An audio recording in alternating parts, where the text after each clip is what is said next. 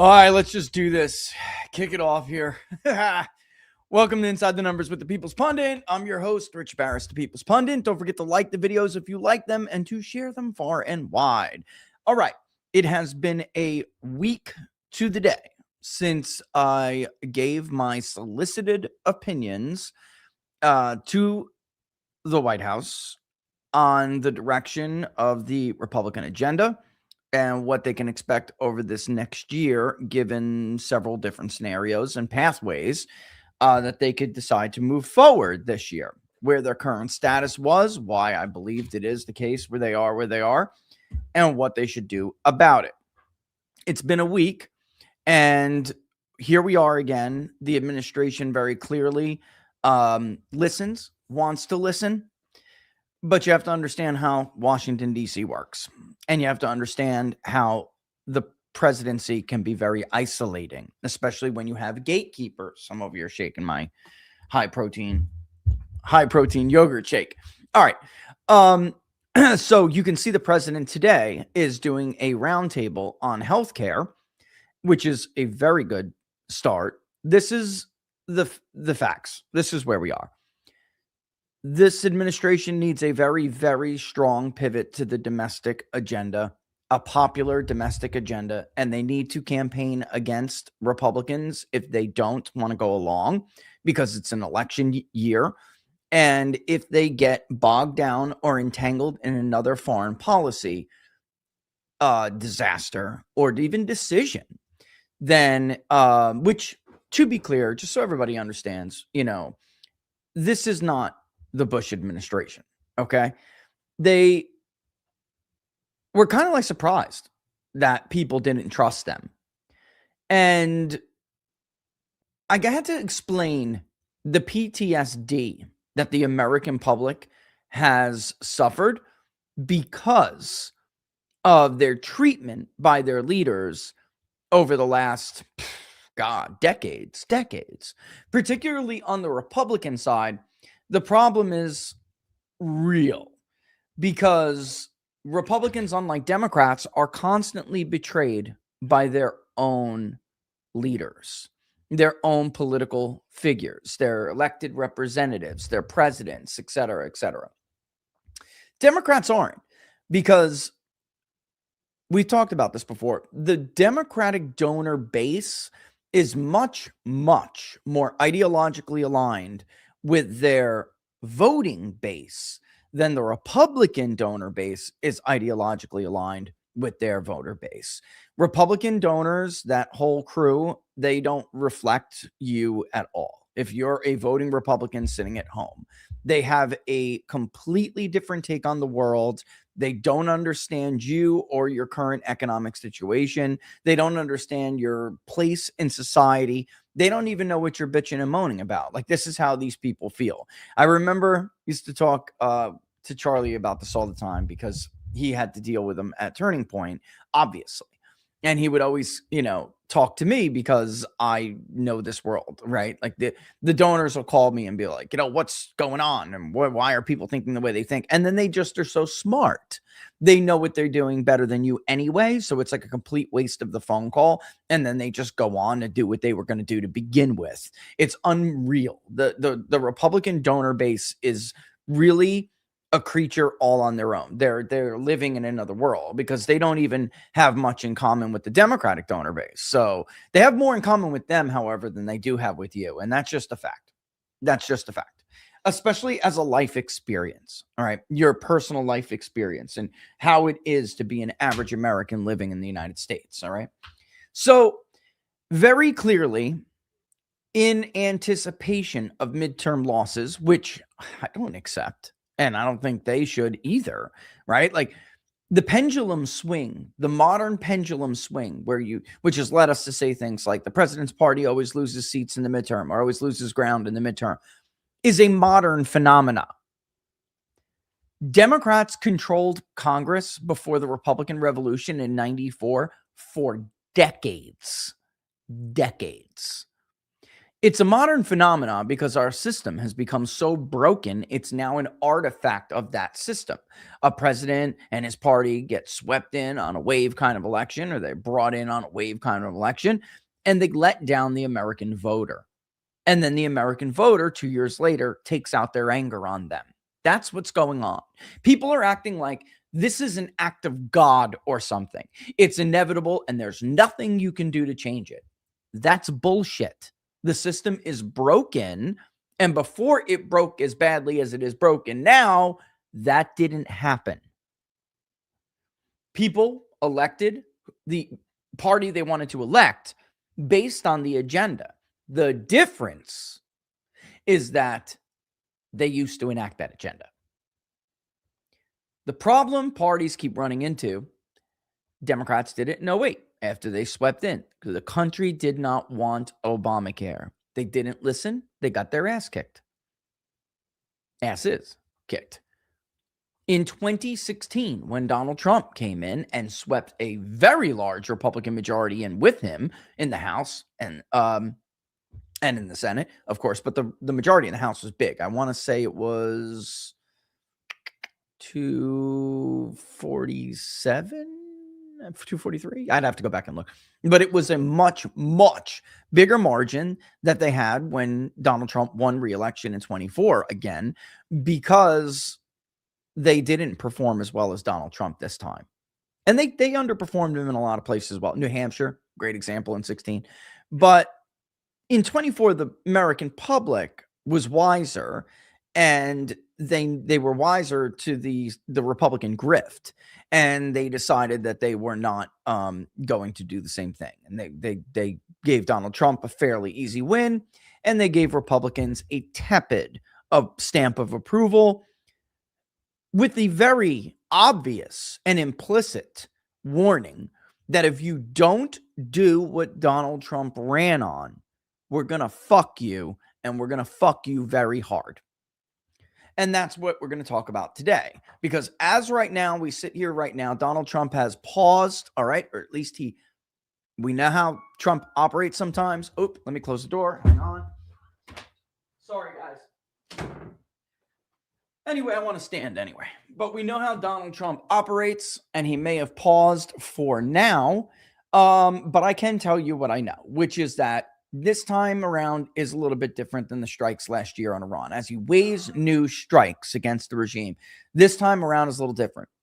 This time around, Donald Trump is a little bit wiser to something that's going on, and we'll just see whether or not he can withstand it. But he has now come to I would say it's fair to say he's slowly coming to the realization that a ton of people lie to him, including our own people. Foreign leaders, Benjamin Netanyahu has lied to him now many times. And on this, like the effectiveness of the strike itself, he can't even rely on his own people to tell him the truth about whether this would have a meaningful impact on the regime in Iran, and then what would happen with Iran anyway, because this is, I think, something else he's starting to come to realize now. Any concept of, well, we're going to give it back to the Iranian people is a lie. You're debating over a lie. The fact of the matter is, just put it out there, please. Thank you so much. Put it out there, please, on the table. Thank you. You're debating something, a scenario, a hypothetical that's never going to happen. The Jewish state does not want to topple the regime in Iran so they can install a leader that the Iranian people approve of, and then, have a free Iran. That's bullshit. They want part of Iran. Everyone knows it now. Like at first that was, just not something we discussed. All of these governments that the state of Israel wants us to topple for them is not because they want freedom for the people of those states. That's just bullshit. It's not. They want to quadruple the size of Israel and take huge chunks of sovereign states to do it. Donald Trump is unclear whether or not the assessment from our own people and them is even true.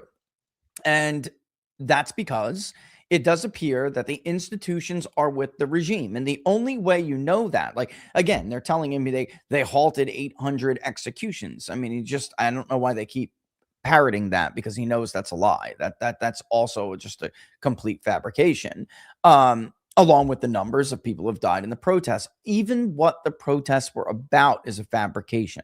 The protests are largely economic, guys. They have really this idea, it's just like a Mossad and CIA idea that these people are out there because they're tired of theocracy and the mullahs and this extremism of the mullahs. Like that's not really true. Most of the grievances are economic, and they're caused by us because we have sanctioned the hell out of them. So it's hurting them. And also the president has realized that since the 12-day war, Iran has rebuilt. They're ready. They want us to do this. This is their way of getting regime credibility. They want us to. They're baiting us to do this. Now, if they and also apparently Donald Trump cares about the people of Israel more than Benjamin Netanyahu does, who couldn't even guarantee that their own defense systems, this is a big part of it. This is a big part of Trump's, apparently. This is a big part of his decision. He doesn't believe Netanyahu when he says we can take the retaliation. Because if it gets to a point where the Iranians have decided, okay, these strikes are designed to be an existential threat to us as the state, the regime, and we could fall. The Iranians will do what they did not do last time, which is fight back. They didn't fight back last time. And everybody was like, oh my God, the Israeli defense system is so great. That's bullshit. They relied on the U.S. to knock most of that shit down and defend them. And the dome did not work, guys. It didn't. So Trump is like, how many Israelis are going to die in the retaliation if they have a chance to do so? And apparently he cares more than their own leaders do. They're willing to, shouldn't even be surprised at that, honestly. They're willing to sacrifice as many people as they need to sacrifice in order to get greater Israel. And that's just their goal, and that's it. Which gets us, why does this matter so much? Because this is where it all went wrong. This is where America First and Trump 2.0 went all wrong in 2025. This is how they got off the rails. What little bit of assistance they did lend to the state of Israel for their own policy goals turned into sucking all of the oxygen out of the room. And the domestic agenda fell off the map. The shutdown, by the way, while all of this was being debated, the government was shut down for a huge part of the legislative session for that year. It was the longest shutdown in history, and the American public feels that they didn't do shit for them. Or at least not enough. Like the BBB for them is not that big of a deal. I told them before the new year, by the way, to fix the healthcare problem. So if you woke up this morning with a larger deductible, or you woke up this morning with your copay on your prescription drugs being much, much higher, I tried. They thought other things that have to do with foreign nations were more important. They didn't close that, so now you're going to suffer for this entire year. And I found it funny because they have so much riding on the effects of the big, beautiful bill kicking in this year. When people do their taxes, they're going to see, okay, they had so much riding on that. Why on earth would you think that wouldn't all go down the friggin' drain with increases to the costing copays for most medicines? It's nuts. They just didn't think it was a big deal. Anyway, so now that we are in this new year, and this very same crew that derailed MAGA in 2025 are trying to derail it again, because you can very clearly see the White House trying to pivot to the domestic. They're trying. And a lot of this is media when it comes to the message. I told them how to deal with that. You just starve the media of their headlines. Donald Trump has got to learn sometimes when the media, and he's out there talking about healthcare, when the media, they did it today, and he fell for it again today. When the media, who is supposed to be there to cover a health care brunch, summit, whatever, you don't answer questions about Iran. You don't answer questions about Venezuela. Mr. President, have you decided what you're going to do in Iran? This is the thing about healthcare. We're talking about healthcare right now. End of story. You have to starve them of their headlines, but he doesn't. I'm going to make that decision. Right now, it's all options are on the table. And wrong. The answer is we're talking about healthcare. Healthcare is broken because the big pharma and the healthcare companies own the Democratic Party. So we, as Republicans, don't forget to vote Republican next November, are trying to fix healthcare. You want to talk about Iran? be at the briefing on Iran at the Defense Department or the State Department. That's it. Done. Simple. But the discipline is not there anymore. What's the point of all of this gatekeeping Susie's doing if the discipline is not going to be there? The campaign was extremely disciplined. The first 3 to 5 months, extremely disciplined. It just went off. It just got awry.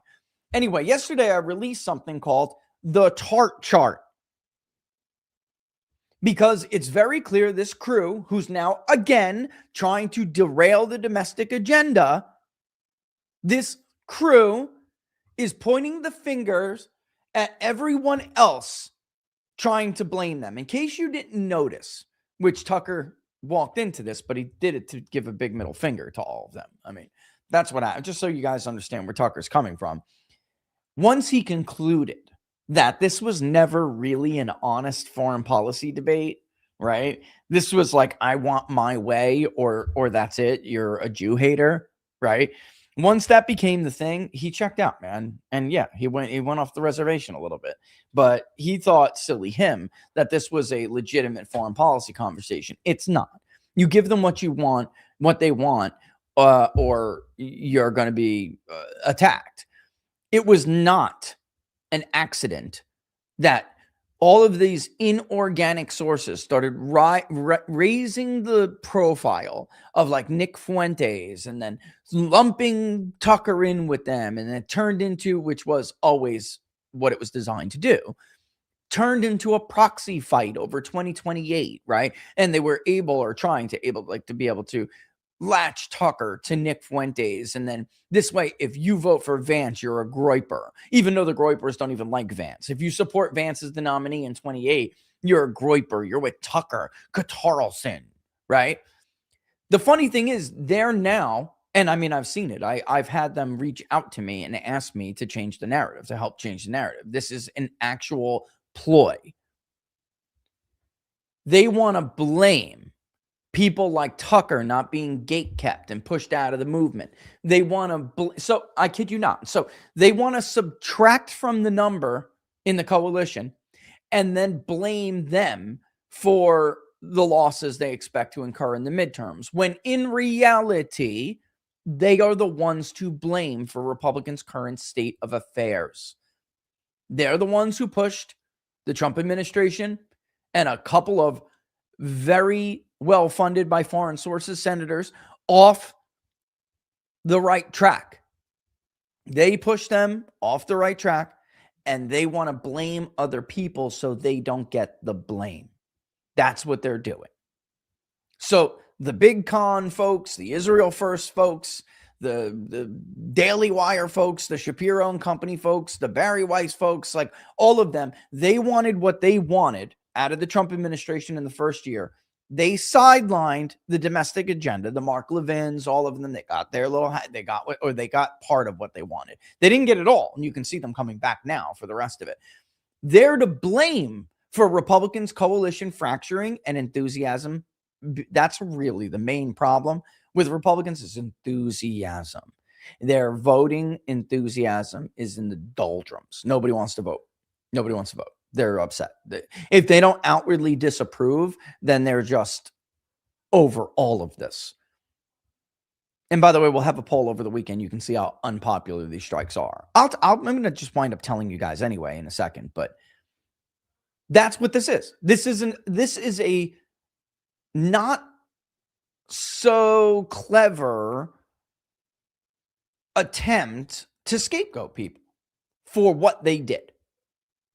Anyway, I'll just tell you right now. This is over 70% unpopular.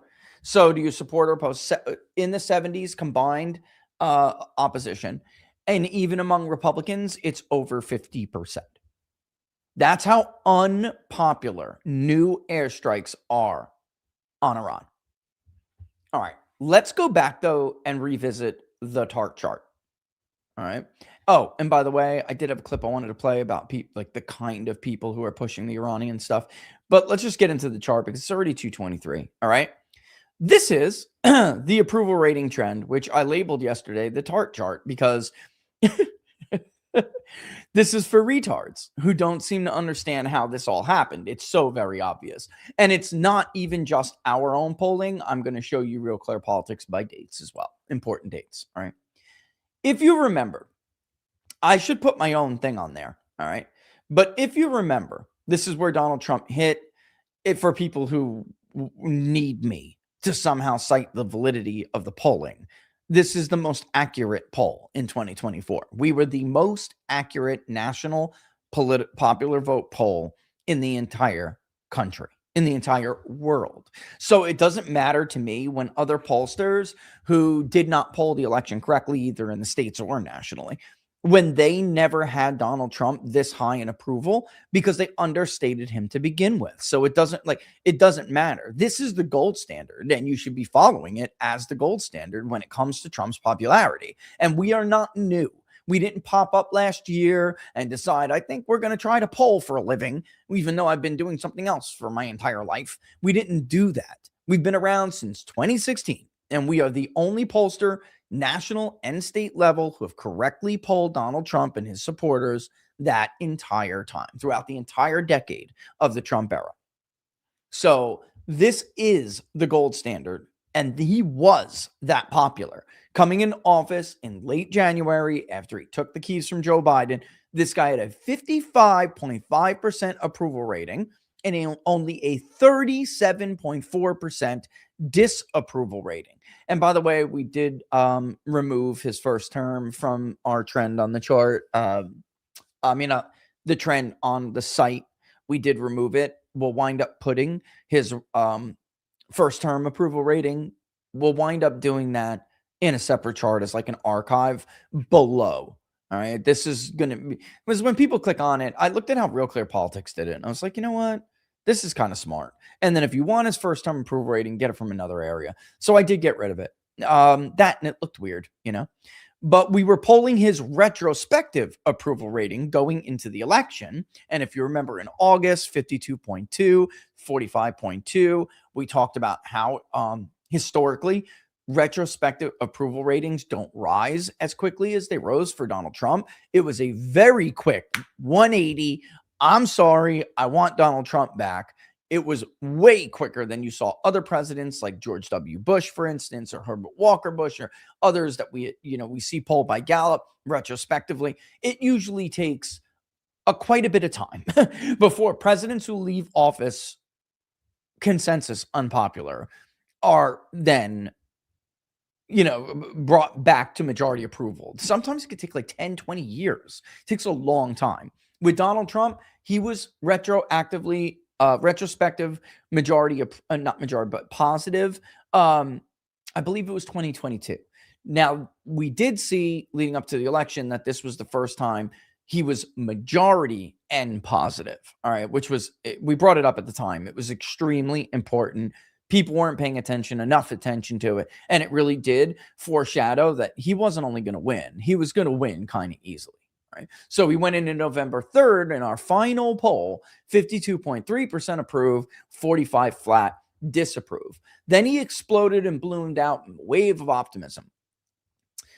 From January to the spring, Donald Trump was riding very high. He was extremely popular. You can see going into office, he takes the keys from Joe Biden. He hits his all-time high at the end of January. That's the honeymoon period, and you shouldn't be surprised. For the next couple of months, it starts to taper out, but not badly. He's in the +6 to +9 range, which was extremely good for Donald Trump, and it held steady for a while. Something happened in March, which would later impact his numbers pretty badly. Right? There started to be questions, and this was the administration's own fault. It's how he allowed Pam Bondi to botch this. And she probably is the most hurtful cabinet member for Donald Trump.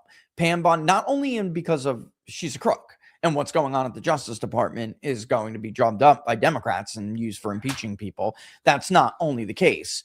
She's incompetent and she's an idiot. All right. The way she handled the Epstein case, bringing all these influencers, Binder Part 1, Benny, they invited Cerno, by the way, who was not stupid enough to fall for it, but other people, they burned. They burned Benny Johnson. They burned Jack, doing this like charade, which led to nothing. But in March, what happened, actually it started in February, was an intense beginning of a lobby on behalf of people who are not only from the state of Israel and members of the government and the ruling party and the ruling government coalition, but also their senators in the U.S. Senate. The Gaza ceasefire was coming to an end. And eventually, when we got to March, in mid-March, by the way, you could go look this up in Wikipedia. They archive week by week, even day by day, what the narratives were, what was the news, what were the big splashes. And by mid-March, the administration started to pivot. And people didn't really notice. If you go back and look at my videos, I do mention it. I will definitely start to bring it up in April and in May, because I started seeing like the fruits of these intense lobbying efforts. It started to bear fruit. Okay. And the administration started its initial pivot ahead of April to a little bit more on the foreign policy. At this time, and it's unfair. Get used to it. Boo-hoo. The media is unfair to Republicans and their administrations. There was this Chicken Little, the sky is going to fall predictions from everyone from, right-wing to left-wing economists that never came to, speaking of coming to fruition, that never came to pass. In fact, the inflation report we just got was great.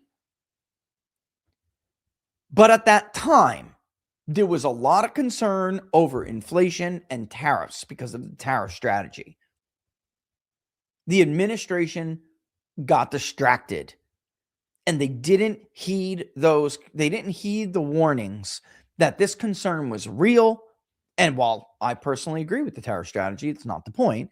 They weren't sure what to expect out of it, because we had pulled a ton on tariffs, and what was very clear is that Americans were 100% okay and on board, especially like Midwest, voters, Obama, Trump kind of voters. They are okay with using tariffs as a strategy to negotiate better trade deals. But as a whole, protectionist policy, it's been a long time since, we practiced something like that.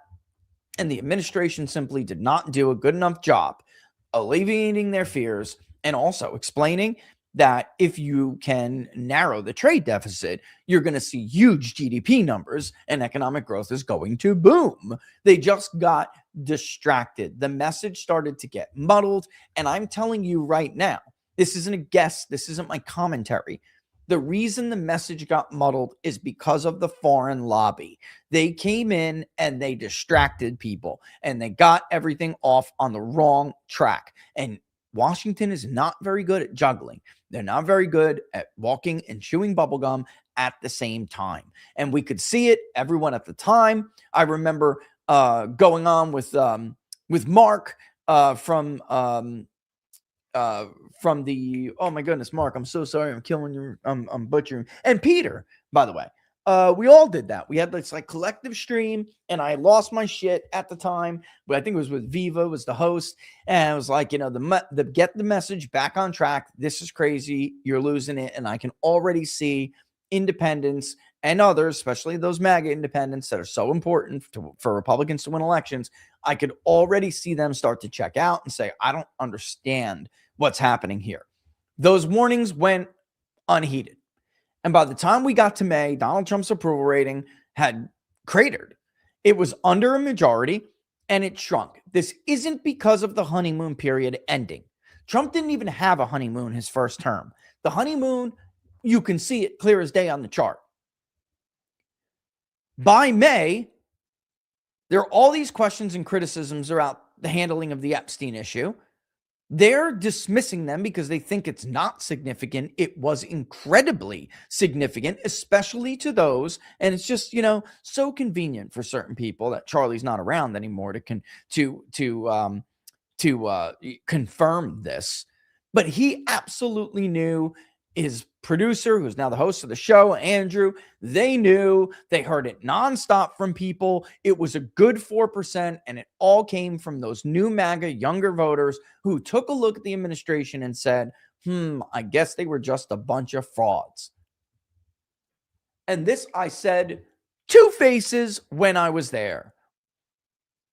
You made being a Republican cool again. That ticket was the cool ticket for these kids. And they were going to come in and they were going to wreck everything. They were going to expose everything. And that's not what happened. And when it didn't happen, and that was brought up, they lashed out at them. So in the middle of all of this kerfuffle over the mishandling of the Epstein files, Trump bombs Iran. Even though a quarter of the coalition wants nothing to do with the Middle East whatsoever, which we polled at the time. It was one of the most unpopular military actions in the history of polling military actions in the United States. Second only, the Venezuela may be more unpopular.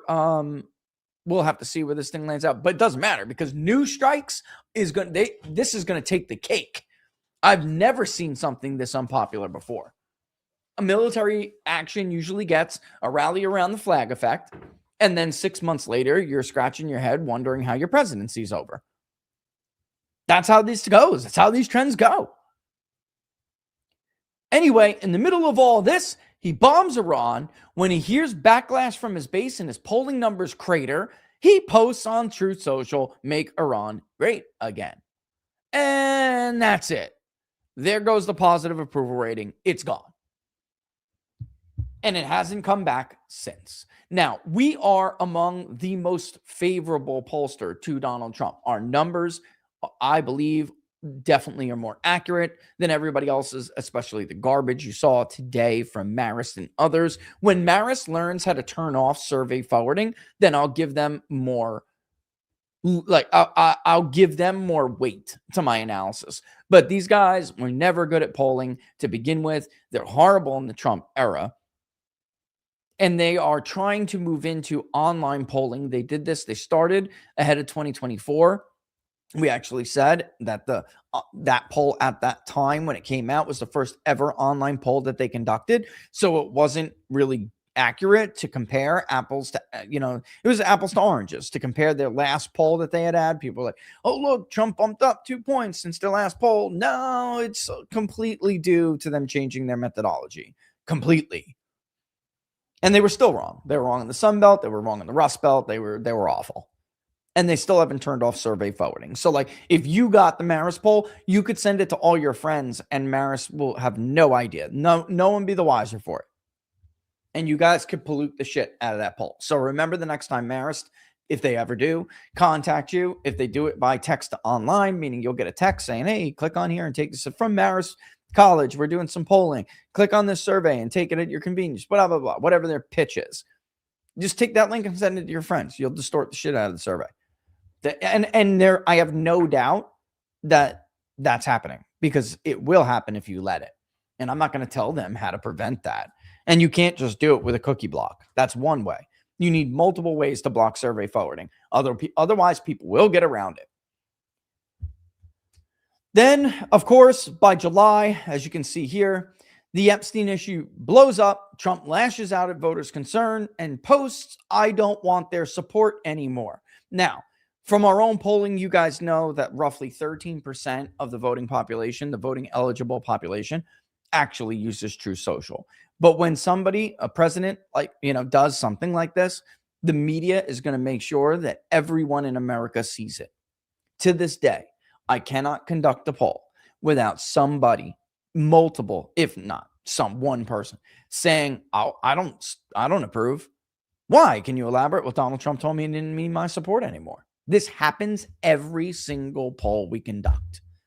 And again, we are more favorable than the entire polling universe to Donald Trump. I happen to think that we are right and they are wrong. They're exaggerating his decline and his rising unpopularity, which he's also now aware of. I guess, eventually Tony couldn't keep handing him 60% approval polls and be serious in this current environment. I knew it was going to happen. Come the turn of the new year, the midterms are coming. They couldn't bullshit him forever. So now this is why they need a scapegoat, because it can't be their fault for advising him on the wrong thing. It can't be the fault of the Israel First crowd, for instance, because let's face it, they have a lot of like clicks they got to get, and they got a lot of views they got to sell to the highest bidder, right? And we, again, I'm just going to renew. I'm probably going to do this every video and every day on Twitter. I'm going to renew my call. We need a FARA-like law for social media influencers. Everyone in this game, everyone in this space knows who's getting paid by who, or like we say, we know who he got or she got, meaning somebody caught him doing something and it's like now they've turned. All right. I love Tim Pool. I love him. But we all now see the Times of Israel is out with it. All right. So we now, it's reported. We know. So like this is something that's in kind of like an open secret in this field. Like, oh, so-and-so took the BB bucks. So-and-so took the, first of all, Tucker is not on Qatari money. He doesn't need it. He's filthy rich. He doesn't need to take money from Qatar, but others do. Some take money from India. Like you should know that. It shouldn't be our responsibility to police our own and tell you so-and-so took money from so-and-so, right? If you look at the trend on Twitter, dealing with Dave Smith and Dinesh D'Souza's debate, all you have to do is click on today's news and you will see all the BB Buck posts. You'll know who's getting paid from who. They're all repeating the same nonsense about when Dave Smith said that Dinesh was so wrong in Iraq that he shouldn't even be in this game anymore and tell Tucker, people like Tucker, what to do. They all had the same line. But Tucker supported Iraq too. Right. And one acknowledged it was a mistake and the other one keeps advocating for making the same mistake like an idiot over and over again. Right. It's just like obvious, but you can see they all got their marching orders and they all posted the same thing. You need to know who's being paid by who. It is not cool. It is not cool. Unfortunately, like the influencer space has been badly corrupted. So the idea of like independent media, you probably have to rethink that. There's no, like very few of us are still independent. And I'm not even an influencer. I'm a pollster who talks about polling and gives like analysis. Influencers are like, I don't know. They're trying to influence the opinions of others and that's fine. But I don't need BB bucks. I have a business I run. Right? These guys, that is their business. So it's important for those who follow them, and it's important for the American consumer, and it's important for the voter and the integrity of the electoral process that you know who's being paid by who. And Republicans really should pass that law. Actually, I think that law would be bipartisan. You're going to get bipartisan support on that law, but it has to be done because the government hasn't caught up to the reality. You know, it's like this is forever government's problem. They don't catch up to the times. Maybe new technology comes and the government takes a while to realize that they need some kind of regulation for this technology, something like that. That's the way it is with influencers. It's not the case anymore that they're all relying on like you and subscriptions and, you know, from whatever. It's bullshit. They're all taking large amounts of money from governments that are not yours. And it's outrageous that you don't know that. And then others taking it from corporations. And you guys know who you are. There's a bunch of fake ass MAGA influencers who are absolutely opposed to Maha, not because they care about freedom to eat whatever you want or to do this or to do that, but because big soda and big junk food are paying them a fortune to do that. And you guys probably know what I'm talking about. If a so-called influencer is taking money from big corporations that are woke left-wing corporations because he has influence over Pam Bondi at the Justice Department, you should know that. Especially when he's getting almost $250,000 a month to do it.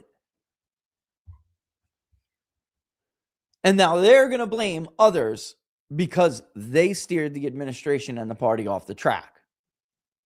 I don't know if you guys saw, but there's some pretty bad Senate polls for Republicans this week. It's early, sure, but when it comes to the generic ballot, it's really not early. The generic ballot is actually fairly predictive. Not now. Last November. All right, so there it is. And again, just to tee up the next group of charts I'm going to show you, which is absolutely going to confirm what I'm putting up in your face right here. We are among the most favorable to Donald Trump. And we see this issue. All right, let me get rid of that. Let me take that down. And let's just go to Real Clear Politics, and you'll see. Here is the same date that is marked on the chart I just showed you, where the initial pivot to foreign policy begins. Look at where it is. This is including all the other garbage pollsters who, when Donald Trump no shit had a plus 16, plus 18 approval rating, some of these pieces of shit still had him negative. Like, there are pollsters out there that never even had Donald Trump positive, when I'm telling you the guy almost had a plus 20 approval. That's how dishonest or how bad some of the pollsters are in this average. And yet you can still see that in the pivot, March 8th is the pivot time. When this pivot began, he was still 1.2 positive, even with all the trash in the average. Look at what happened after the message got muddled up because of the foreign lobby that came to Washington, or I should say came back to Washington.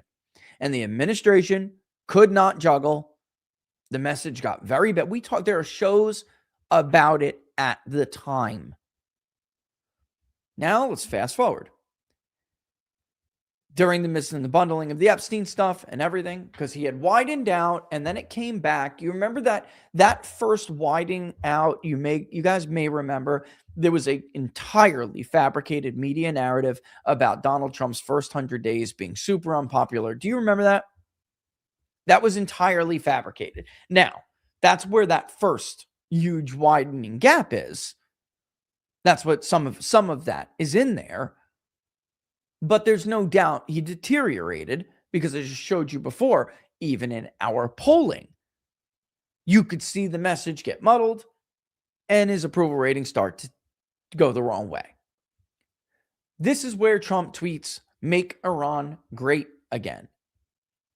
You can see he was actually starting to recover a little bit when he did that right after. And he started to go wrong direction a couple of days before that. Why?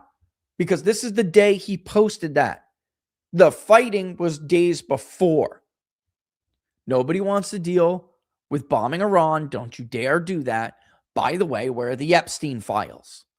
And his approval started to suffer because of it, even though it was just recovering.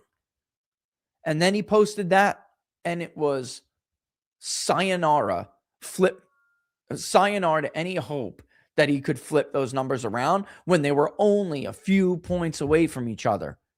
He was still, even though it looks big on this chart, look, it's only 50.7 to 47.1. If the ship would have been righted at that time, it would have been much easier to flip those numbers positive again. Why? Because once you get independence, 28 to 36% approve, and they're that pissed off at you, it is extremely difficult to do it, to fix it and get them back on board. I'm not saying it can't be done. I think it can be done. And I think I gave them the blueprint to do it if they choose to listen. And they're trying. You can very clearly see, first of all, the vice president gets it. He gets it. Better. Not even just better, but he gets it. I am not convinced that some in the Oval even get it. I think they try, but it's hard for them to really do it. It's hard for them to really get it because they don't live in your world. They just don't. It's tough, it's really, really tough for them or anybody. It's the same thing with anyone. It's not just them, and I don't mean to pick on them. When you don't share the life experience as other people, then you know what? It's hard for you to empathize with them or understand them in any meaningful way, right? I mean, it just makes sense, right? Let me see. I do want that video. Yes. Can you get me that? I don't know how much time I'm going to have for some of these videos, but I'd like it. Yeah, I'd like it. I don't want you to glitch me over it. Okay. Sorry. And again, I mean, I want it just to show there are things he's saying. He's been backed into a corner now. He already brought them up thinking they're legitimate. So it's not like he can he can just pretend that, he didn't believe it before. But there are things like the hang's a great example that this is all bullshit. And now he realizes so much of what he's been told is bullshit, but it's kind of a little bit too late to back out of some of it. And you can't just take something you said back because you'll look like an idiot. So he's just got to kind of keep going with it. All right.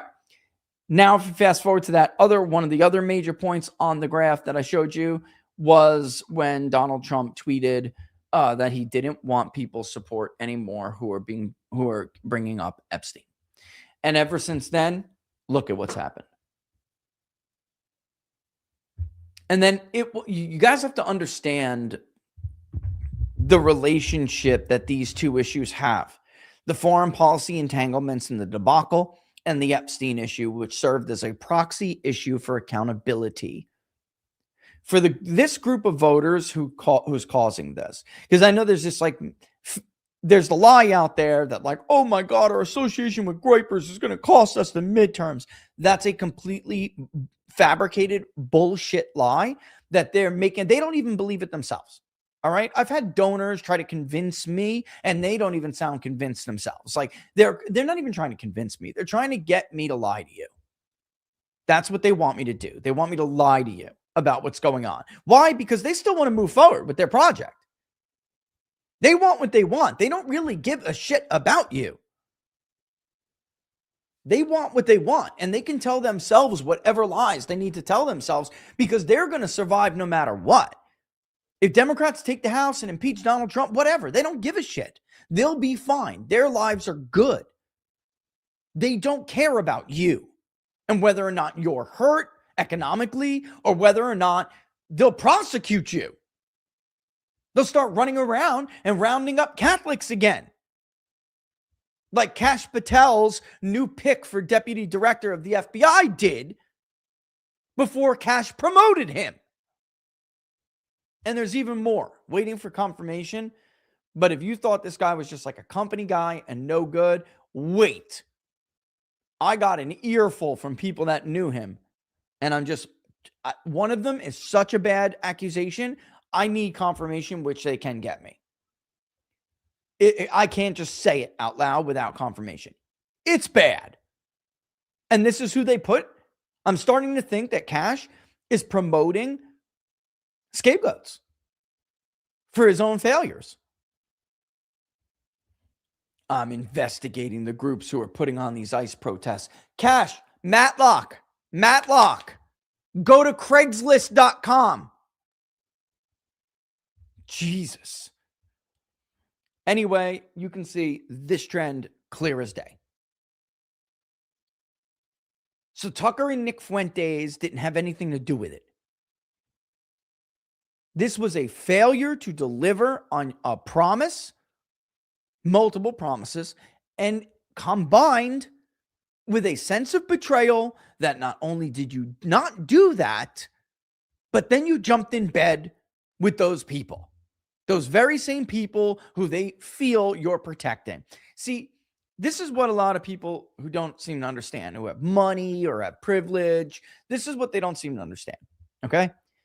All of the issues that we talk about being wrong with the country, Americans see things, and honestly, there's a genius about the simplicity of how they see it. There's a certain genius that I almost... well, I don't know, that I kind of admire how, not that it's profound, it's actually rather simple. And that's its genius, is that they have this thought out, dude, don't overcomplicate things. There's a ruling class. There's different standards for them. They fuck everything up because they abuse that privilege. They abuse that double standard. And that creates all of our problems. So to stop overcomplicating it, right? Immigration, we can all get down into the weeds about how it impacts this and impacts that. And to them, it's just look, stop. Lindsay needs somebody to fold his laundry and mow his lawn. They can do whatever they want. Did we vote on this? No, we didn't vote on this. It doesn't matter. They are held to a different standard. Jeffrey Epstein can abuse with a very lopsided power relationship. He can abuse two young girls, let's just call them that, too young to do that with. All right, because I know this is debate over, is he a pedophile? Nah, I mean, I get what you're saying. Pedophilia is prepubescent, so it isn't technically accurate, although that we know of, God almighty. That we know of, God forbid, I should say. But truth be told, I mean, it's underage girls. And he's just a freaking rapist. I mean, that's it. He can do that because he's part of that crew, because he knows so many of the other people who are also part of that crew, because he's got dirt on that crew, because he's a free agent. He works with the Israeli government, Mossad. He works with British intelligence, MI6. He works with American intel services. He's a free agent and an asset for everybody. He can just get away with it. That's just it. That's the broken system that we live in. And guys like him are not just corrupting it and then breaking it and creating all of these issues. And here's the kicker. Here's the real kicker on it. They see it as being done at their expense. So it's not like they're just doing it and nobody's getting hurt. This system is benefiting them at the expense of everybody else, the normals. So when you did not deliver for them on these issues, on that issue, the proxy issue specifically, they felt that there was no reason to continue with this movement and to continue with this, because if you can't take this down, then you're never going to go to the heart of the problem. You're just tinkering around the rest of the issues, tinkering around the edges on the issues, and nothing is going to be meaningfully done to change the core problem in the country. That's what the donor class can't understand. And it's 4%, Charlie. That's the best guess, brother. We're always trying to measure it back then, like actually quantify it. I think it's 4%. And they just check the fuck out. And I don't think they're coming back unless you do something huge. But you're not doing something huge with picks like Chris for the deputy director of the FBI. Like, that guy is not going to take down the oligarchy. Like, you kidding me? He's a very typical company guy. Follow the orders. Listen to the man, protect the institutions, protect the system the way it's done, preserve the system. That's not what people voted for. It's just not. All right. All right. So I'm going to take a break here real quick before the end of the hour. I'm going to play you a clip while I do. Again, so while people spoon feed you this bullshit excuse why Republicans are losing the state of Alaska right now, for why Republicans are head-to-head with a nutcase in Texas, and only one candidate has a lead that's well within the margin of error.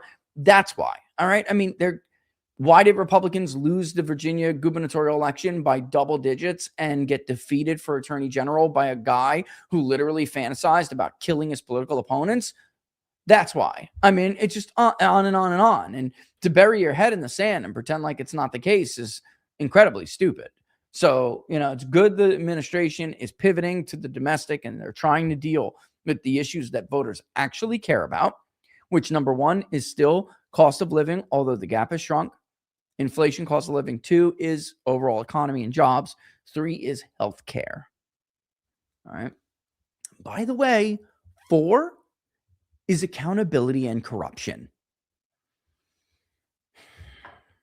Let me play this clip. All the right people for you to listen to on whether or not we should bomb Iran. We'll be back. Don't forget, actually, before I hit this button, don't forget, if you like the videos, to like them and to share them far and wide. We'll be right back. So served as U.S. ambassador to the UN under President George W. Bush. Ambassador, how do you read what the president is now saying versus what he has been saying? Well, I think that's the sound of Donald Trump walking backward. That doesn't necessarily indicate what he's going to do. I think this is Trump saying one thing one day and another thing the next day. There's no doubt that there were mass murders of protesting civilians on Saturday and Sunday night, and the figure of 2,000, 2,500 dead, I think, will turn out tragically to be very low, 10,000, 15,000 when you get reports from all over the country. It was. I'm just telling you, I actually do know somebody in country. I'm supposed to be drinking my thing and resting my voice, but I think it is worth muting it. I actually do know somebody who is in the country. He says that's bullshit. It's just total bullshit. He also said that a lot of the dead are actually government, like soldiers and security forces who were in some cases beaten to death unarmed. So, I mean, it was just whatever. I mean, let's just go back to the break. But, you know, it's John Bolton. What do you expect? It's bad. Now, the number killed on Monday and Tuesday night was much lower because people were not going out in many of the places that Western journalists and others can identify because they didn't want to get killed. So it doesn't mean that the conduct of the regime has gotten better. It means people stayed indoors. But I think without some American action to underline what Trump has previously said, if we basically do nothing, I think it will be a blow to his credibility because he did draw red lines and the regime did cross them. And as of right this moment, we haven't done anything in response.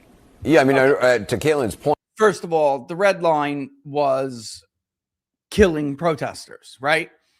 Trump is now aware that, number one, this is being pushed by our own government and the Israeli government. Violence is being stoked the way they stoked violence in our own country during January 6th, during January 6th, 2020, or 2021, excuse me. They're doing the same thing there. So, you know, I mean, that's not the red line. It's not. And it's like ridiculous that he did believe some of this nonsense at first, because now he's in this like position where I'll play you the clip. It was Fox asked him just a little bit ago about the hangings, and you know, the administration trying to walk it back and say, well, they canceled the hangings. I'm telling you, with somebody who's actually in country telling me that that was never real. That's not real. Like, so you are told, and I'm not over here, you know, telling you the Iranians tell the truth. I'm telling you that the Western media lies a lot. We're even back to like CBS News pushing human interest stories about Kurdish fighters and finding like the prettiest Kurdish Iranian girl they can to put up on the screen so you as men want to go and rescue her. And like, they know exactly what they're doing. That was the same lie they gave us during Iraq. They're going to fight for their freedom. They're ready. They just need a little bit of help. All the U.S. needs to do is give it a little push. It's bullshit. It's all bullshit. And then the country destabilizes, followed by the region, and we're stuck there for the next 2 decades. No, thank you. I mean, that's how little they think of you. That's how little they think of you. They just recycle the same thing. I, at this point, wouldn't even be shocked if I saw them say that the mullahs were throwing babies out of incubators. I kid you not. He had said, you know, if you're killing people in the streets, that was Right. one kind of red line, and then suddenly it became executions. Essentially, I mean, they have been executing people in the streets. The security services, as we know, as you said, we don't know the full number, but whether it's execution by hanging, as was going to be the case in Mr. Sultani, by all reports, or whether they're being slaughtered in the streets, it's still reports. Executions. Sure, but it's Trump looking for the off-ramp. Yeah. To what extent? See, now here's the foreign policy blob doing what they do, and they know it works to try to bring Trump back to the strikes.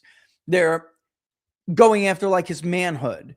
Like, this is Trump backing off. No, this is Trump realizing you're full of shit. And he's deciding what to do. And this is what they'll do in response. Oh, Trump is cowering. He caved.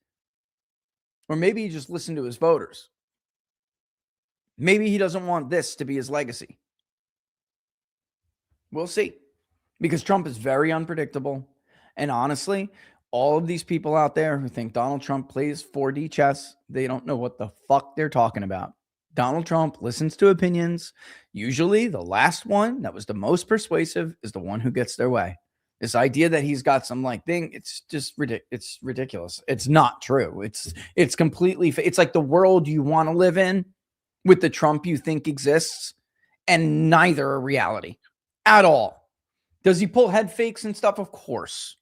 Here is him having to respond, because I just can't even stand looking at John Bolton's mustache anymore. Here's Donald Trump responding to the hanging situation, which again, I'm being told like is just like greatly exaggerated to the point of fabrication. A lot of the bodies and the body bags at the morgues with the footage that's being disseminated on Twitter is actually secure. There are a lot of security forces in those body bags. The crowd is violent. The crowd has been violent. They're not protests, they're riots. And security forces out there trying to keep, obviously, stability. That's the point of police power. Were beaten to death in several cases, even though they were unarmed. They didn't even they were told to go out without firearms, without lethal force, and they were killed for it. So, I mean, it's just, you never get the whole story listening to Western media. They're full of shit. So here's Trump now trying to respond to it. Have Israeli officials convinced you to not strike Iran? Nobody convinced me. I convinced myself. You had yesterday scheduled over 800 hangings. They didn't hang anyone. They canceled the hangings. That had a big impact. That had a big impact. Yeah, I mean, I think that's probably true. Once he realized that wasn't going to happen, then, he's not a guy who wants to sit around and watch people suffer. I mean, Donald Trump doesn't like war, or at least he didn't. I don't know. Maybe something snapped in him now and it's different, but I can tell you, the OG Trump, the Trump we all have known for most of the Trump era, he doesn't like war. But on the same token, it's like, it's like two heads on the same coin or something, or what's that expression? He doesn't like war for the same reasons he also doesn't like to see mass human suffering. And if he can do something about it, even if that means using the military, he will. And if you were president, put yourself in the position. If that was real and they were going to hang like 1,000 people in Tehran, would you do nothing? It's kind of hard, I mean, knowing you have the power. But speaking of which, that's what also was a big part of it, was Trump coming to the realization that he was being lied to about the capabilities of Tehran to fight back. And they don't know whether or not the operation that was the options that were presented to him will even have any meaningful impact on the regime. Why? Because the assessments that were not bullshit show clearly that the Iranians do have institutional control. So what comes after? Even if the airstrikes, and they're not just airstrikes, but even if they were, whatever, even if the military action that, in this hypothetical he ordered were successful, and they did let's say they cut the head off the snake. Is this a snake that can just grow another head or just operate without its head anyway? And that's the problem. There is the Shah is a joke. The so-called self-appointed crown prince is a joke, right? These stupid little propaganda videos of him pretending to sit in like fighter jets with a uniform. The guy's not fucking done a thing like that in his life. It's a joke. Mech, who pays people like Rudy Giuliani, MEK. By the way, a lot of your influencers are taking money from Iranian resistance forces. They are taking money from MEK, Mech. Actually, several of them I know and like. I just totally... one of them said, I'm going to go get money from Mech. Will you do a poll for us? I'm like, are you serious? No. And if I do, are you going to accept the results? Because I'm polling right now, and I'm telling you the American public wants nothing to do with this. And the other side of the argument, which is the Bannon-Tucker argument, punched through to Trump. And Trump's going to have lunch with Tucker today. I think he probably already did. It's 3:10. He already did. And that is that if the United States does do something, even if these protests were legitimate, not Mossad pushed, which we know they are, even former Secretary Mike Pompeo, a vehement zealot of a Christian Zionist, said himself, he mirrored the language of Mossad, who on their Persian Twitter feed said, we're not just with you in spirit and principle, but we're with you in person on the ground. We're here with you. Pompeo himself mirrored what they said. Mossad is with you, like literally on the ground. So even if they were credible protests and the Iranians wanted their regime gone, not just economic reforms, which is what they took to the streets over anyway. They wanted their regime gone. If we help them, it will taint any real, true revolution that was even in the mix. Once the West touches it, the anti-Western element, which is the majority, by the way, this is a state 2.5 times the state of Texas. That's how big this is. This is why Charlie opposed it. He thought this was ridiculous. He thought this was like legit insanity. But again, going back to the point, even if it did and we knocked the head of the regime off, the anti-Western opposition forces would forever have a rallying cry against whatever government is installed after. Now the mullahs, it's true, are biding their time. Ever since the 12-day war, they have restocked. That's something else Donald Trump realized. They have restocked. Their capabilities are way different. And if they view this strike to truly be a threat to them, not the strike last year, they didn't view as a threat to them as a regime. That's why they didn't retaliate. They barely lobbed a missile, and they called Donald Trump ahead of time. And they said, here are the coordinates. We're lobbing a few missiles over there in Qatar. And it's supposed to be at you. Just a heads up. Move your people out of there. It's a joke because they didn't view those strikes as existential. This would be existential. And they are very clear. You do that, they're sending missiles that Israel cannot stop into Tel Aviv and Jerusalem. So Donald Trump, again, apparently cares more about the lives of Israeli people than their own fucking government does. Because he was lied to about that. Oh, we can knock them down. Oh, they're like, no, you can't. And you couldn't last time either. If it wasn't for us, a lot more people would have died inside the state of Israel. It's a load of shit. It's like Netanyahu lies with such ease. It's pathological. It's unbelievable how easily this guy... Look, politicians lie, but it's unbelievable how pathological this guy lies. By the way, the most supportive group of strikes against Iran, new strikes against Iran, are college-educated white voters. And they're still not even thrilled. I'm just saying they're the most thrilled. Non-college voters are actually the most opposed. It's almost uniform. When you get to like more than 3/4, that's damn near uniformity. I mean, that's as in unanimous as you're going to get in today's America. I mean, it's just unbelievably unpopular. Unbelievably unpopular. Not even white evangelicals want this. And there are some, of course, there are boomer evangelicals who are rah-rah, always for dropping bombs, I mean, I'm sorry, guys. I consider myself to be a, non-denominational evangelical. I'm becoming more of an evangelical as time goes on. Because I Scott gave me a boost. He gave me a boost that you're not just boring. You're not just boring people, and you're not just, being a pain in the ass to people. You're trying to save souls, Netanyahu called again earlier today, by the way, to pressure Donald Trump to do it again. So to pressure Donald Trump to not back off of these strikes. Again, I think it's important. If you're going to do something like this, you're going to go after a regime. You're going to decide who can and cannot rule their country. You better be honest with the American public about what the after looks like.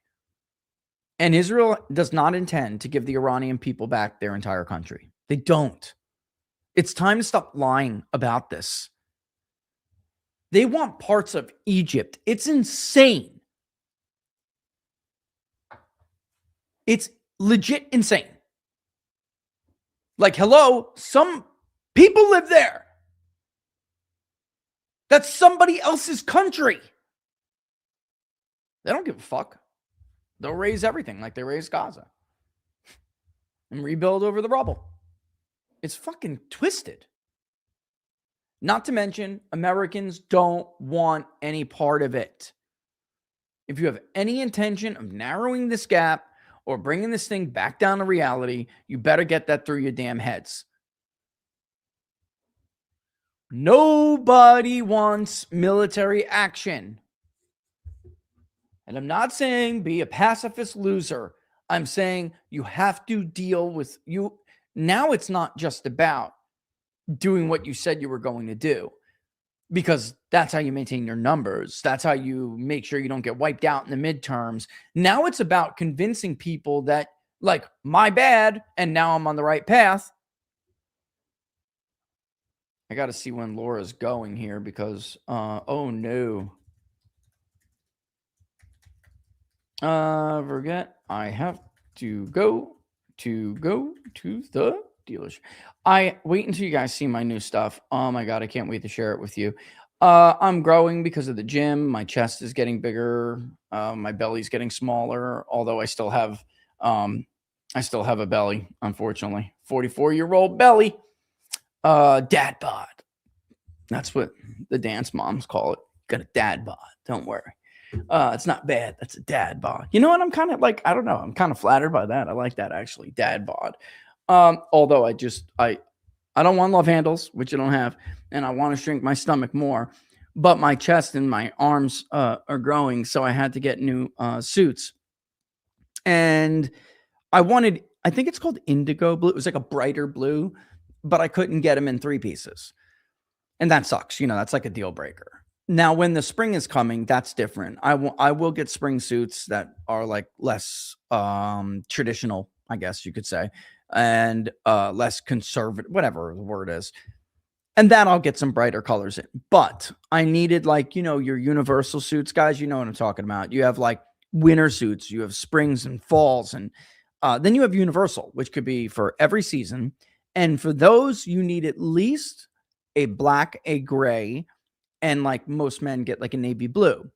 Navy to me, I'm getting over. I do have a 3-piece navy blue suit. I do like it quite a bit. But again, like I said, I can still get in it. It's just that my arms and my chest are getting bigger. So I had to go out and get this suit. And I was looking for one suit that I could get. And then once I like them as much as I like them, I'll get all 3 colors in them again. And one place I really, guys, don't worry. I'm not getting paid to say this.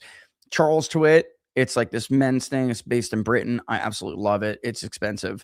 And like, I'm afraid to buy from them more than I have because it's like hard to make sure you get your size right. So I found this awesome men's store that's local. Husband and wife owned. Great people that work there. They're great. And he was like, I know what you want. I know what you're talking about. Let me try it. Let me show you this one. And it's in a 3-piece. I got it in what they call American blue, which is lighter than navy blue, but it's not like an indigo blue. It's still like a dark blue, but it's not navy because I don't like navy. Love it. And I realized, like, because I had to go get it fitted. I mean, they took all my measurements, but you still got to make sure the cuffs are good and pants are hemmed. So they're doing that today. So when it comes, I'm just going to order the gray and the black too, because I want all 3. Because wait till you see this vest, guys. This vest is like different than my other vests. And I was wondering, like, why does this look so sharp? Why do I really like this vest more? Details. The stitches, like in the breast of the vest, the stitching is awesome. And the buttons are smaller. So there's 5 buttons. And I think the other ones I have are like 3 to 4, but they're bigger. Like big button. You've seen them. You guys know. Like, and it's sharp. It looks sharp, but like they're bigger buttons. This one has more and they're smaller. So it just looks, I don't know, sharper. And then the stitching, I can't wait. I'm so pumped over this suit. I was not thinking I was going to like this suit that much. And I'm like, whoa, Because the 3-piece is it. And like, you have to feel good in a 3-piece or otherwise you're restricted. My back is getting wider. And so like those other vests are like, I'm like, oh man, like I feel fitting in them. I'm fitting in this still, but I'm growing. And it was tight. Can't wait to show it to you guys. Locals, you know what I'm talking about. I told you I was going hunting for a new suit. I did get like a bunch of stuff from them. Like, you know, like I got an awesome sports coat, a sports jacket, which is, I think is my favorite sports jacket. And then some other stuff, shirts and pants and whatever, which I had to get him. But man, I'm talking about a sharp suit, you know? And then, so now it's in and I'm just like over the moon. So wait till you see it, especially locals. I'll pop on when I get it back. Probably take 2 or 3 days for the alterations. When I get it back, I'll do a video and I'll show you this thing. It's like amazing. And they ordered me these shoes too, which already I forgot, but laces, they're annoying me. I know I'm going off the deep end here, but you could buy a $400 pair of dress shoes and the freaking laces will wear down after a couple weeks. Like I can't stand it. So I wanted the straps, and there's a name for them, guys. Maybe you guys know. Gentlemen, maybe you know. Double something they're called. You know what I'm talking about? Double something. Come on, locals. You know what I'm talking about. It is a double something. Maybe YouTube. Maybe you guys know. Double something. I don't know. But when I do, I will, you know, yeah, I'm Italian. I'm from the metro area. Yep. From New York City. Yep. So it's like, not everybody wears double bishop strap. Maybe that's it. Maybe it's not the breasted. I'm talking about the shoes. It's like there are buckles. Like Benny Johnson told me I should get it. He's like, dude, you look good in the those shoes. And like I just blew it off. And then I was at there getting the alterations, and I could see like the shoes are right by the mirrors. And I'm looking at the shoes, and I'm like, can I see those? But like this shoe was a bit too big. So I have to be careful with narrow pointed shoes, because I don't have like a monk strap. Dude, yes, Loki, it's a monk strap. That is definitely what it's called, brother. Thank you. Loki 139, monk strap. That's it. Thank you so much. That was driving me crazy, Loki. Oh, and by the way, Paul, double monk strap. Thanks, Paul. Yep, that was driving me nuts. Driving me crazy. And they're really, really sharp color brown, which matches a belt that I just had cut to length. And because like if you're gonna have like, it's not a navy, it's not as dark as a navy, but it is still dark. It's called American blue. You guys could probably look it up, but it's not a light blue. It is still dark, but it's a sharp dark. I think it's a sharp dark. But then you want your brown to be light. You know what I mean? You want a brighter brown, so you pop. And those shoes with that belt. Plus, I got a blue tie that is a dark blue tie, but it's a lighter one, and it's satin. Or no, silk. It's silk. So it pops. Because Laura didn't think that some of the shirts that I had, if I don't wear a solid color, then some of the ties won't work with other kinds of shirts, like so patterned shirts. Because I wear a lot of like I guess they're like squares in the shirt. Like I like the window panes, you know, I like that. And if you have too busy of a tie, it will clash. Hey, honey. All right. So, yeah, let's get to some of these questions before Laura rips me off of here, because I do have to go to a dealership soon. And then I have to get a poll started. I do want to share this results of this poll. I'll get this poll out over the weekend. Well, it's not just about this, by the way. So it's interesting. We'll look at most important issues. I was hoping to get it done today, but I don't think it's going to happen. Okay. What are the chances for my, oh, this is funny. What are the chances for my dream ticket of Candace Owens, Max Blumenthal 2028 on the Peace Party ticket, capturing both the black and Jewish votes? Jolly Lollipop. That's funny as hell. That's crazy. I do think it's funny. I mean, you know, obviously I don't think the chances are good, of course, but like, I do think that if the administration does not end well, we're going to get some real, like the possibilities are going to be, I think ultimately that means we get President AOC. I do. But because Gavin Newsom is not a serious candidate for the Democratic nomination at this point. He has got to win the South, and that means winning black Southern Democrats in a nomination. Democrats front-loaded the South, if you remember, in order to prevent any challenges to Joe Biden. So like Pete Buttigieg, a white gay man who couldn't even run a small town in the Midwest, that's not going to fly with them. I hate to tell everybody, but Southern blacks don't like gay men. It's like that. The term down low came from the black community because being gay was such a no-no. Being on the down low came from the black community. Gay men saying, I'm on the down low, you're on the down low. Like I don't think many people even know that, but that's true. So you're not going to get Pete Buttigieg through the Southern Democratic primary. Gavin Newsom's going to, as of right now, he can't at all. That's why Kamala Harris is number one every legitimate poll that's been conducted, because she's the only one with significant black support. And that will collapse. I don't think she's going to run again. And even if she does, I think she'd be beaten. AOC is going to be able to do that. On the Republican side, you're going to see some really creative stuff, Jolly. I really do think, because you're going to be like, Trump let us down. Vance was the vice president, and he knows. I'm not saying anything that's going to upset him. We did talk about this. I don't see how Vance can run if this continues. Now, he's writing, they are very, again, I don't want to just be negative here. They are very clearly trying to right the ship. I actually think Republicans can win the midterm elections. I'm not accepting this like minimal defeat kind of thing. That's bullshit. Just deliver the agenda for the public that you ran on, and they will reward you. This is not inevitable. It's not like written in stone. Moses did not come down from Mount Sinai with the 11th commandment saying, thou shalt lose your midterm election. Like, it's bullshit. It's an artifact of the system, and it's used as an excuse by failure politicians. You ever hear that shit from Roosevelt? Nope. But yeah, you'll see some really creative stuff if that is the case. Are you and Barnes going to DC more to let them know what we think, like Charlie used to? Yes. Barnes said Charlie used to send your messages to the White House. He did. Yeah. And I have messages from the president in response. Like, I just don't do what other people do and go take them out and show everybody. Mark Levin, I find fucking hilarious. Mark Thiessen, I find fucking hilarious. I have messages from the president making fun of them.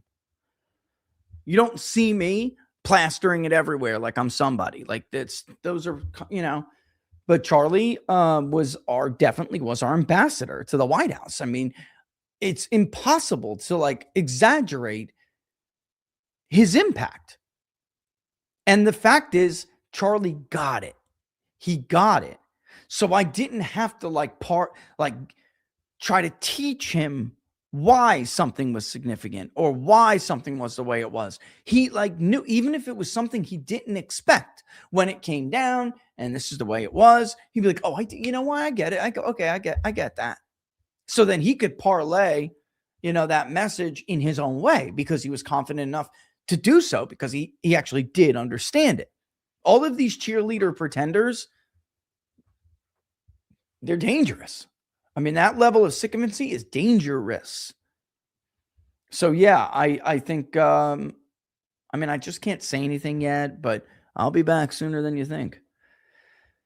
Vance at least needs a contingency plan to separate from Trump in the very likely case that he continues to cave to the blob and keeps plummeting. I agree. I don't know how he can do it without stuff not getting ugly between them, but I think so, Rich, will you be polling opinions of the use of the word retard or retarded as a pejorative? I asked some different AIs, and it appears the rise of these words hurts the MAGA movement. I understand how you use the word, but many MAGA supporters that love someone with special needs are turned off by their use. We haven't polled it, but we actually did focus group that, but not directly for that purpose. Well, directly, but not for that purpose. There's no doubt it's not just the special needs issue. It's age. So age is the biggest signal. So you could have a younger couple who does have like a special needs brother or a special needs child, or you have somebody who has a brother or something like that. If they're younger, they tend not to be that upset with it. But if they're like, again, everything's like that millennial and above kind of thing. If you're, because millennial and Generation X are like really close. There could be a point where it's really close.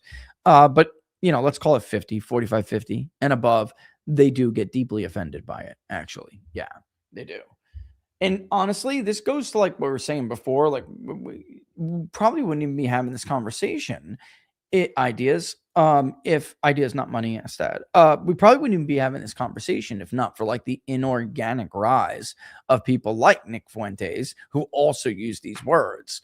And, then it's like, and it's inorganic because they were, and I hate to tell you this, Nick, but this is what they did to you. They like propped them up so they could have somebody to blame for their own actions.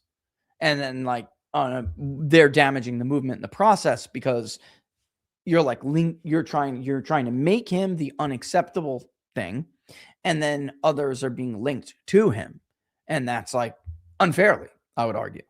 But yeah, we haven't large scale polled it. I mean, it's like one of those things that's really hard to do, Proxy Europa says, literally, I have autism and I will say, fuck it. Y'all should be allowed to say retard. I mean, look, I think what it comes down to is that there is a moment where political correctness is being rejected. I mean, we lived through this era of like, that was the least of it. I mean, people said anything they want. Did you see Tucker go on and on with Piers Morgan about using the word, the F word? And I don't mean fuck. I mean, like, for gayness. And he's speaking to a lot of these people. Like, there are, in my generation, we grew up with the rise of political correctness, and it was very annoying. And so we view it as like fighting back. Like every time you use one of these like, banned words, you're giving a big middle finger to the system. Let me swap over. I'll get to the rest of YouTube in a second. Let me just go to Dread Robert once I'm at locals now. So I think the public cares. What the hell happened to your comment? Oh, there it is. I think the public cares about ground level effects. GDP is not a prime mover of opinion. You are 100% correct. This like obsession with the GDP number, bad. Because it doesn't matter. People don't care about GDP numbers. They don't. Like, you can use it in your overall message, but Dread Robert's right. They just don't care about that at all. And it's not going to make a big deal. Look, guys, November in 2018, the economy was smoking good, and Republicans got their asses kicked. It's not enough. Either is the official inflation rate. Yep, people look at prices in their lives and the wages they and those they know get. He's so totally right. It's part of why dumb statements like it's interest rate, not the price, or behind the negative reaction of 50-year mortgages, people respond most to what they experience, not some fake government number like employment, GDP, and such. In Washington, they love the fake numbers. Man, that is totally on the money. Like, totally on the money. 100%.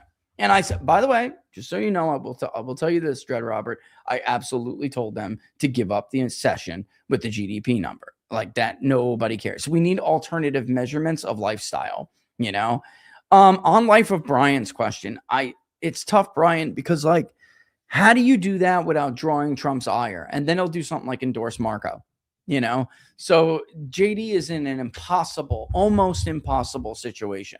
But at some point, if this continues, because I am optimistic they are going to try to right the ship. I just don't see how you can do it without firing Bondi. That's number one. The gatekeeping has to stop. That's number two.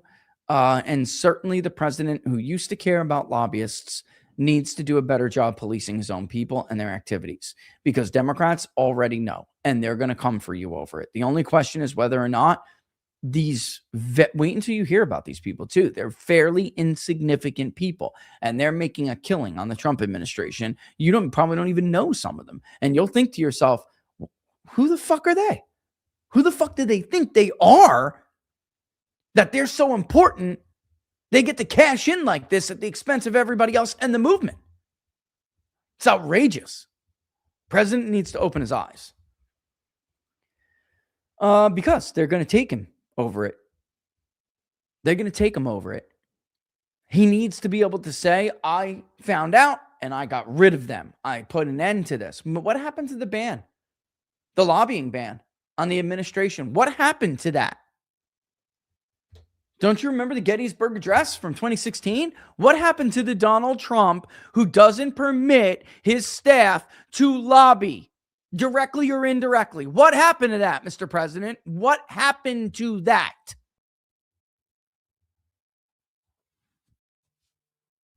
Rich, it feels like they are purposely giving the country away to Dems for the next decades. The pendulum will swing even harder next cycle. Shameful. Yeah, that's the thing. I totally agree with that comment. If they don't right this ship, it's going to swing. You think the reaction to Bush was bad? Oh my God. It will be a disaster. All right, I think I got to get going here. I think it's about time. None but love for you guys as always. I missed one. Hold on. Stephen Hightower. What happened to Tulsi? Did someone get to her? Man, she went 360 on Venezuela. The next peace president? What a joke. What about the New START treaty? Right. Tulsi is the last good person remaining. I think that was Tulsi attempting to get back into the conversation. They boxed her out. That's the truth. Tulsi wasn't even in the room for Venezuela. They're not consulting her on this stuff with Iran. Why? I will tell you why. Tulsi doesn't get along with the Israeli lobby. That's why. Tulsi doesn't believe Benjamin Netanyahu because he's a liar. So instead of listening to your director of national intelligence, who represented a faction of the coalition you cannot lose or you can't win, instead of listening to the woman who is literally at the top of the narrow end of the bottleneck of information in the intelligence community, she knows everything. Instead of listening to her, listen to the liar Benjamin Netanyahu. Look, whether you support or don't support the Iranian strike, it's not debatable whether or not Bibi Netanyahu is an honest man or not. He's not. He's a very dishonest man. All right. So there's no, you're not debating in good faith if you're going to sit here and tell me Netanyahu is an honest person. Maybe in your world, your Fox News bubble, whatever, Bibi Netanyahu is a liar. And he's been lying America into wars for 3 decades. Literally the same lie over and over again. Now we're back to the Kurds. Did you see that in CBS? Did you see their propaganda film? Oh my God, you got to see it. If you haven't seen it, you got to see it. You know what? I'm doing it. I'm stealing your thing, Max. It's Max Blumenthal's.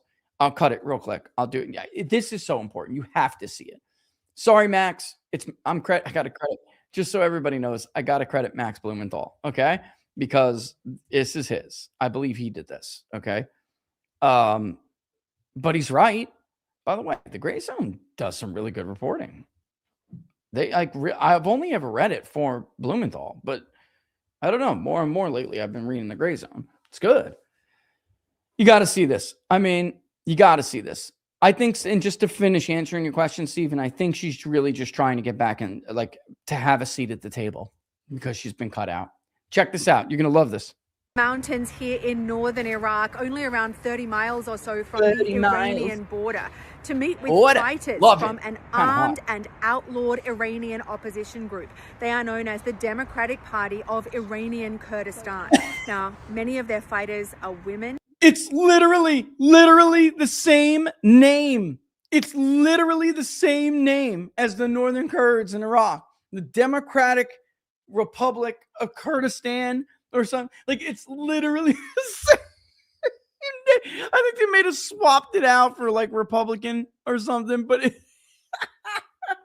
and they are preparing for the day when the Iranian regime can be ousted from power. They dream of a democratic Iran. They represent the Kurdish ethnic minority, which is around 10% of the population in Iran. Okay, understand this. They represent a fraction of that 10%. Not everyone in the Kurdish population in Iran, which is only 10% to begin with, Not all of them support them. That's how much of a minority they are.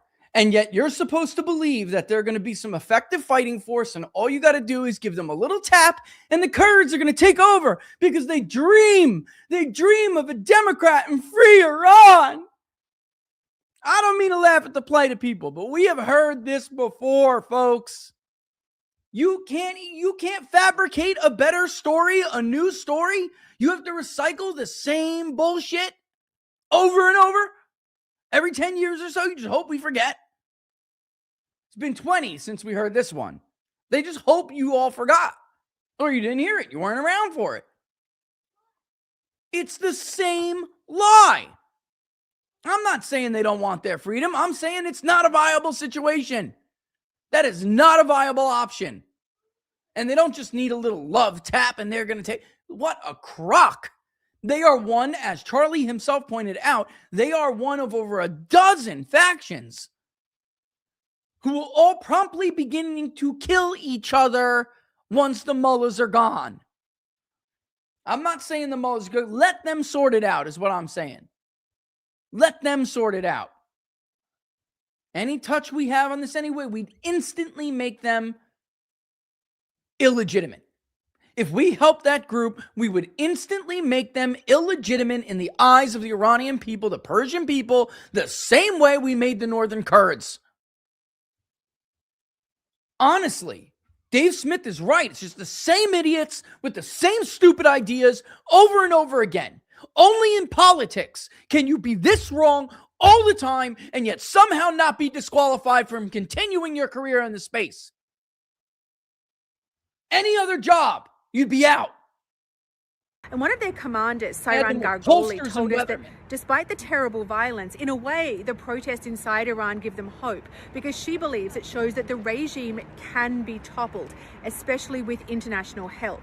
Now, there's a big question around international help. For days, President Trump threatened to hit Iran very hard. We're looking at some very strong options. But then yesterday he said he'd been given assurances that the killings were going to stop and there wouldn't be any executions. And he said he's going to watch the process. Well, we are also watching the process, watching what's happening in Iran. And one of the things we're looking for is the extent to which these protests have weakened the Iranian regime. And to the extent they have, they really haven't. And that's the real assessment. Institutions are loyal to the regime. So, turns out it's not as easy as some people led the president to believe. Again. Believable. It's the same crap. They can't even come up with a better lie. It's like they don't even try to tell good lies anymore. You know, when the government used to lie to us, they used to like lie and they were like believable, credible almost, like versions of a story they would tell us. They don't even try anymore. They don't even try. They think that little of you. You're just going to bah and come along for the ride. They don't even make it believable. They don't even care enough anymore. Like, we didn't kill our own president. Look at this crazy conspiracy that happened. And at the heart of it is a communist. At least that was a good story. Crying out loud. Don't forget, if you like the videos, to like them and to share them far and wide. The Greenland issue, how does that poll? That's the last question. That's a great question. It polls very badly if you're talking about military action. If you're talking about procuring Greenland in a deal, that's a totally different story. Totally different story. Now, there's going to be about 40% bottom who are going to say they oppose all of this just because they're at this point, the Trump hate is back, like that real like Trump hate we saw in the first administration. A big part of that is starting to roll back, and that's tragic to see because he had gotten rid of it so much. It was like down to like 30%. like not even a third of the country strongly disapproved at one point of Donald Trump. And now go look at the intensity index on Big Data Poll. You'll see if you go to the approval center, you will see what I'm talking about. It's tragic. The intensity index is the difference between strong approval and strong disapproval. Here it is right here. It's the big fat dotted line that goes at the bottom. We showed this on purpose. The shaded area is the net for the index. And for the approval. So you can see that the intensity index, even when his approval rating started to recover somewhat, the intensity index did not. 40.1% now strongly disapprove at that low. Look at that. It was just about a quarter, 27.2. It was like the Trump hate was gone. And, it could have been gone forever. Honestly, the generational change would have made sure of it. It could have been gone forever, but now it's back. It's sad, but it is back. Meanwhile, strongly approve is now down to only 26%, just about a point under the low for strong disapproval. It's just not good. It's not good. And we'll have some updated numbers on that. So you're going to get about 40%. It will tell you they disapprove of taking Greenland, period, because they're just opposing anything Donald Trump says or does.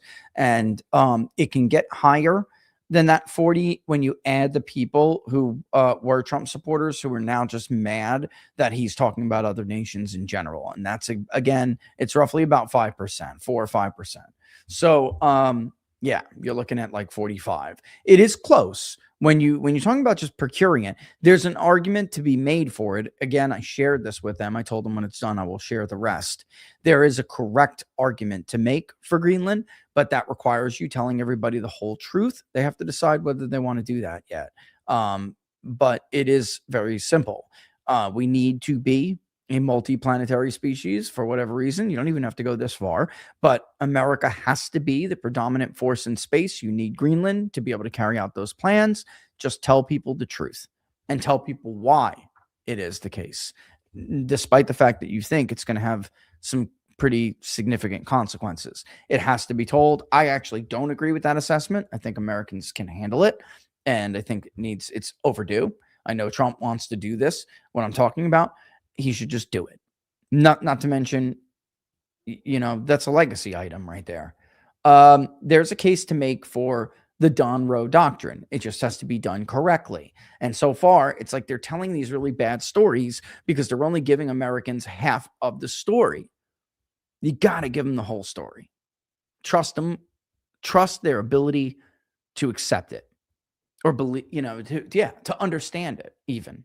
Trust their ability to do that because they will. All right.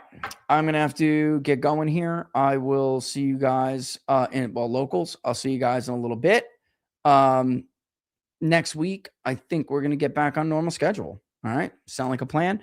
Don't forget, if you have a reoccurring contribution, a reoccurring donation to the Public Polling Project, make sure it's going into the current thing. If not, cancel it and then send it over. You can sign in, like I told you. If you've ever contributed, you may want to just double check. You have a donor dashboard you can sign into. If you don't know your password, just put your email in. It will give it to you. It'll send it to you through email. Go there and check up on everything. All right. If you haven't made a contribution in a while, consider doing it. But if you have, go and check and make sure you don't have a recurring donation if you do not want to do that. All right. Only you have the power to police that. We can't go in and give like tons and tons of refunds. We've been doing it for people who didn't know they had it checked. But it's hard, and it's kind of like it can be tough, be kind of a pain because some of these funds are closed.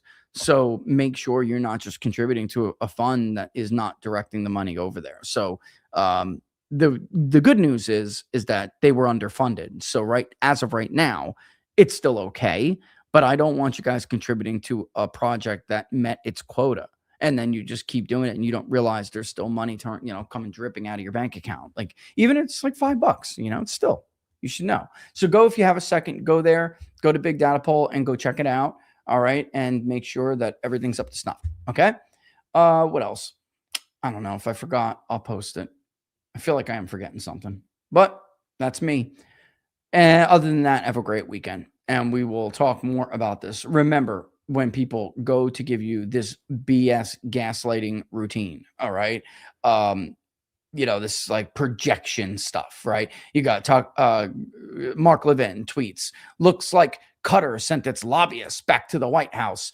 Laura Loomer, why are Muslims in Qatar and Saudi Arabia dictating our foreign policy? They're pissed that Trump is meeting with Tucker because they want Iran bombed. All right. And the funny thing is, it's all projection.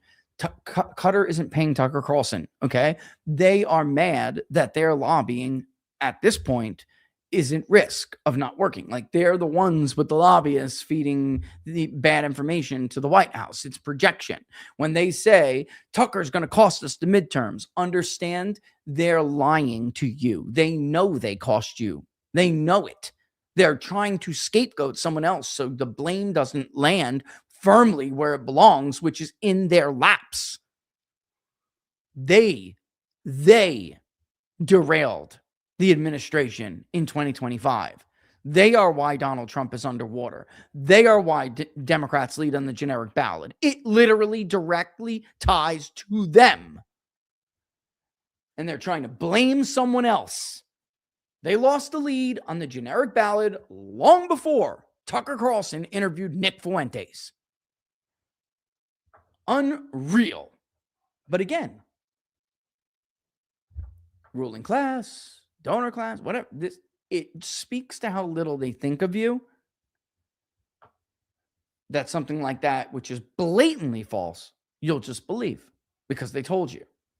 Well, unfortunately for them, there are these things called polls and charts and trends.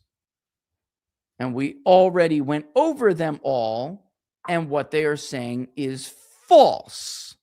You can try. I mean, it's literally, we called it that name because, like, you literally have to be that stupid to believe this. You have to be. Like, a normal stupidity is still not stupid enough. You have to be like missing something in your brain to look at this chart and think it was Tucker and Qatar. Stop it. Stop it. It was you demanding that you get what you want over the interest of the American public and stealing prime presidency from the voter, who aren't stupid and know that the second year is a lame duck year. Election years are always lame duck years. Donald Trump has to do something historic now. And he's going to have to try to do it, bullying the Republican majority into doing it too, because they don't want to. They want to lay low, not stir any unnecessary controversy up, run for re-election, and win so they can pay their donors back all over again. It is the grift town. Anyway, all right. Nothing but love for you all. We will see you on the other side of this thing. We will see what Donald Trump decides to do. All right. Hopefully, it's just have a few more lunches about healthcare, because that's what people want him to talk about. Inflation, cost of living, affordability, whatever you want to call it, the economy and jobs, and healthcare. And if you can get around to it, throw some accountability in there, because that's the last of the coalition that you're not able to get back without it. Like, we're beating a dead horse over here, folks. Beating a dead horse. But remain optimistic. Remain positive. You remember, I tell my kids every day before they leave the house, positive in, and they say positive out. You only get what you put into things. So remain positive and remain engaged and diligent. And we may write this thing yet. All right, guys. See you soon. Have a great time. Have a great Friday.